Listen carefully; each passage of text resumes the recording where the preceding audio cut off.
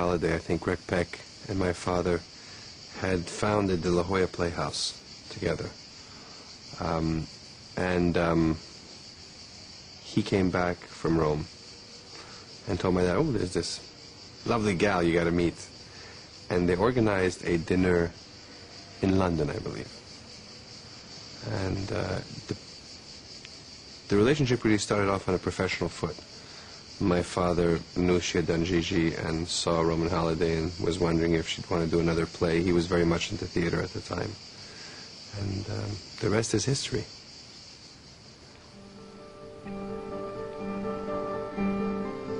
Oh, there's a wonderful photograph of the two of them sort of snuggling inside a coat.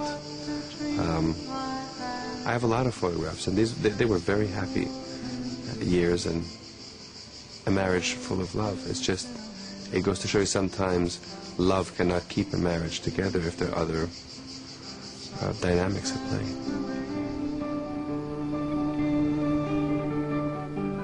I wandered empty streets round, past the shop display. I think there was a lot of love there. There was also a lot of difficulty.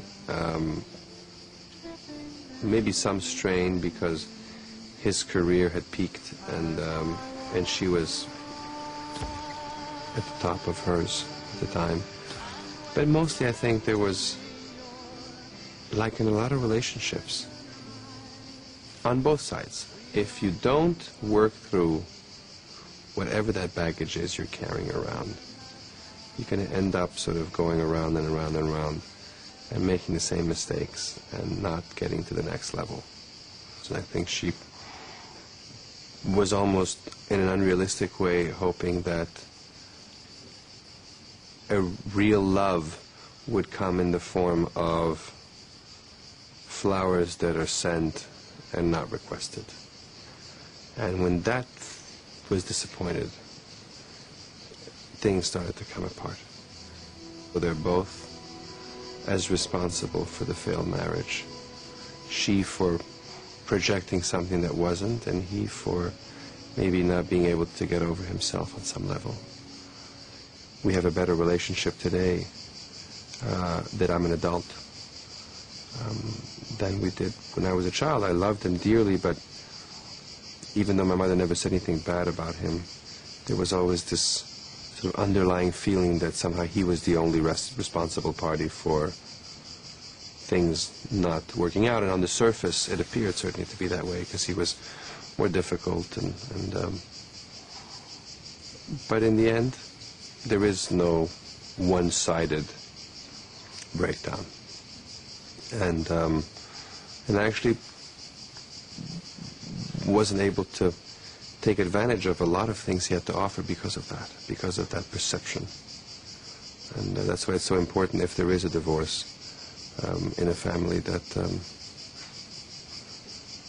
you never try and influence the children against the other parent. Not that my mother did it, she was just reacting. She kept reacting to the breakdown, and maybe she stayed too long in the marriage, and it almost had like a toxic effect by the end. She tried to stay longer than she should have.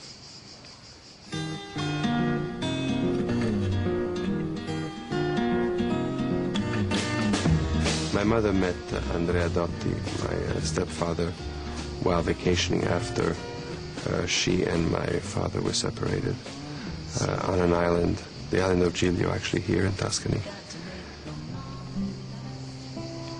My brother Luca was a child of that marriage. Quietly while you were asleep, the moon and I were talking. He's as part of my life, as the closest family I have.